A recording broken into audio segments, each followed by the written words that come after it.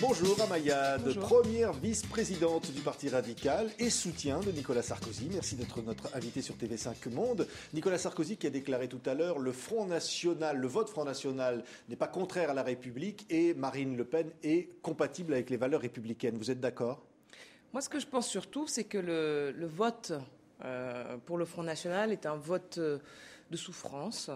On n'est plus forcément à l'époque où les électeurs du Front National étaient des personnes essentiellement xénophobes, racistes, remettant en cause l'existence de la Shoah. On est sur un vote protestataire et je dirais même d'adhésion sur certains aspects, d'hommes et de femmes qui ne croient plus aux hommes politiques, qui pensent que gauche-droite se sont succédés, qu'ils n'y sont pas arrivés et que donc pourquoi pas Marine Le Pen, qu'en plus apparemment elle dédiabolise le Front National. Donc nous arrivons à une phase quelque part où ce vote se normalise. Oui. Et au fond, c'est pas ce débat-là qui m'intéresse. Je pense que le Front National n'a pas changé. Benoît Hamon, au Parti Socialiste, dit qu'il y a une partie de l'électorat Front National qui est ouvertement xénophobe. C'est pas vrai ? Il y en a sans doute certains qui le sont. Mais je ne crois pas, en tout cas de ce que j'en vois, de mes différents déplacements en France et même sur mon territoire, ce que je comprends, c'est qu'il y en a qui ont ras-le-bol, qui ont envie de renverser la table.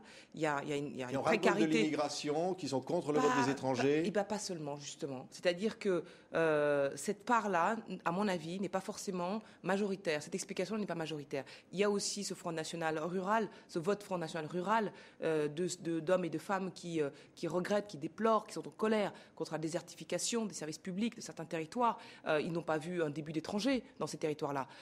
Ils veulent être de plein pied dans la République. Ils se sont oubliés, ils ne se sont pas entendus, ils sont exposés à la mondialisation, exposés à la concurrence internationale, ils déplorent les délocalisations. Ce sont des Donc personnes... tout ça, c'est un discours, Amayad, qui peut être repris par l'UMP et le Parti radical ? J'espère que même l'ensemble de la classe politique va reprendre ce discours qui consiste à demander un retour des services publics dans ces territoires, à demander un retour de la République. Alors pourquoi il n'y a pas d'alliance possible avec le Front National si finalement on est d'accord sur ces idées ? Parce que l'appareil du Front National n'est pas à l'image de ces électeurs-là. Ces électeurs-là, ce sont des Français.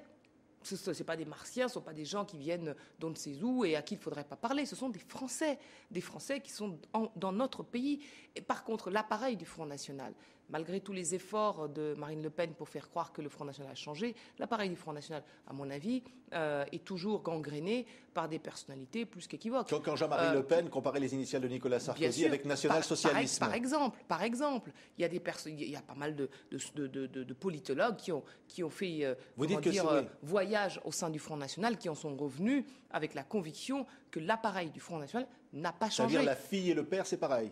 Ce n'est pas une question de fille ou de père, c'est l'ADN du Front National comme parti qui est ainsi. Et c'est la raison pour laquelle il faut que nous arrivions à démystifier ce parti. On combat le Front National, mais on approuve ses idées ? Non, ce n'est pas du tout ça. C'est-à-dire qu'on est dans l'idée que ces électeurs sont des Français et que ce sont des citoyens auxquels nous devons parler, parce qu'il faut les ramener dans le champ de la République. Il faut les faire changer d'avis, il faut les ramener. Exactement. Donc ça suppose que nous remettions en question.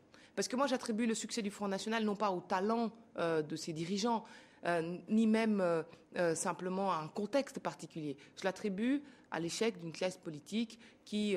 Nicolas Sarkozy compris ? Qui est aux affaires. Oh, je parle de quelque chose de beaucoup plus profond. Je parle d'un système politique, parce que c'est un vote anti-système, le vote Front National. C'est aussi un vote de contestation d'un système politique qui, depuis la fin des Trente Glorieuses, depuis le choc pétrolier, est aux affaires, y compris au PS.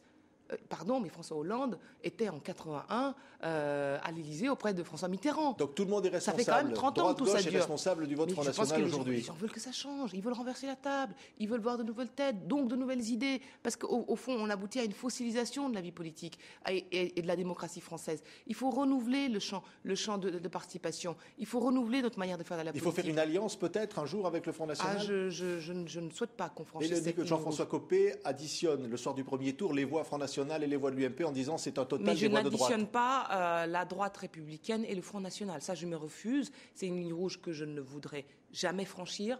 C'est pas ma vision de la République, c'est pas l'idée que je me fais de la politique, le Front National. Donc non, pour moi, ne voterez jamais Front National contre un candidat. Si vous avez un candidat PS, un candidat Front National, vous votez pour qui, Ramayad? Eh bien, cette hypothèse ne se pose pas. Dans ma circonscription, Asnières, Colombes Sud, eh bien, le Front National, vous conseillerez de voter pour qui? Le Front National est à 8,5%. Bon, donc la question Chantal a priori Joanneau ne se posera pas. Si cette situation se propose aux législatives, je voterai clairement pour le Parti socialiste pour faire battre le Front National. Je vais vous dire, la politique c'est un combat. Et le combat qui vient dans les jours, les semaines qui viennent, ce sera de tout faire pour que cette hypothèse ne se réalise pas. Et donc, je ne pars pas au combat en me disant, peut-être que... Il y aura beaucoup de triangulaires, le Front National peut faire perdre... On verra à ce moment-là. Ouais. De toute façon, je suis première vice-présidente du Parti radical, qui est le plus vieux parti de France, qui a inventé la République, un parti qui a 112 ans, éloigné qui a des idées du Front posé tous les National. fondamentaux de la République en France, de l'école jusqu'au suffrage universel. Non, jamais nous ne ferons alliance avec le Front National.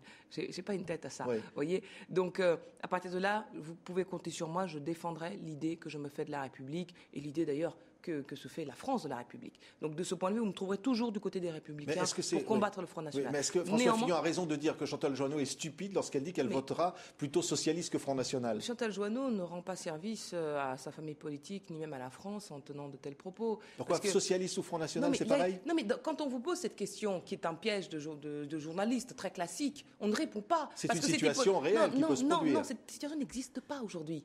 Donnez-moi un exemple d'une élection actuellement où cette situation existe. Il y aura des triangulaires lors des législatives. Vous pouvez pas et la droite est menacée d'implosion. C'est la une du journal Le Monde aujourd'hui. Alors, attendez. Moi, je parle sur des réalités. Aujourd'hui, quand on vous pose cette question, il ne faut pas y répondre. Parce que cette question-là, c'est pas une hypothèse qui existe à l'heure d'aujourd'hui. Quand ça adviendra, si ça advient, à ce moment-là, on en parlera. Mais sachez que nous, les Républicains, nous saurons faire face à notre devoir. N'ayez aucun doute là-dessus, mais je ne vais pas me mettre à faire des projections en faveur du Parti socialiste aujourd'hui. Permettez-moi de vous le dire, le combat politique, c'est justement l'idée qu'on va à la bataille. On ne se laisse pas comme ça. Il n'y a pas de droitisation aujourd'hui. On dit Nicolas Sarkozy court après les idées ou les votes du Front National. Ça ne vous dérange pas? Nicolas Sarkozy a absolument raison de parler aux électeurs du Front National. Je serai à sa place, je ferai pareil. Parce que ce n'est pas des étrangers, ce n'est pas des martiens. Quand je dis étrangers, c'est au sens des gens qui ne font pas partie du pays, du corps électoral. Ils sont là, ces hommes-là, et ces femmes-là, ces électeurs-là. Il faut bien les ramener dans le champ de la République et donc il faut bien les convaincre. Ça ne veut pas dire qu'il faut reprendre à notre compte les idées du Front National, certainement pas. Mais par contre, ça veut dire qu'à ces personnes-là, à ces électeurs-là, il faut apporter des réponses parce que c'est ça qu'ils attendent. Ils attendent des réponses sur quoi? Sur l'emploi, sur le pouvoir d'achat, sur la lutte contre la désertification et contre la délocalisation. Ils attendent des réponses sur le renouvellement de la classe politique, sur un renouvellement des méthodes de concertation et de participation plus efficaces dans la vie politique. Voilà ce qu'ils attendent. Et c'est là-dessus que nous devons apporter des réponses. Il ne s'agit pas de reprendre à notre compte les idées du Front National parce qu'elles ne sont pas les nôtres. Merci, Ramayad, d'avoir été aujourd'hui l'invité de TV5 Monde.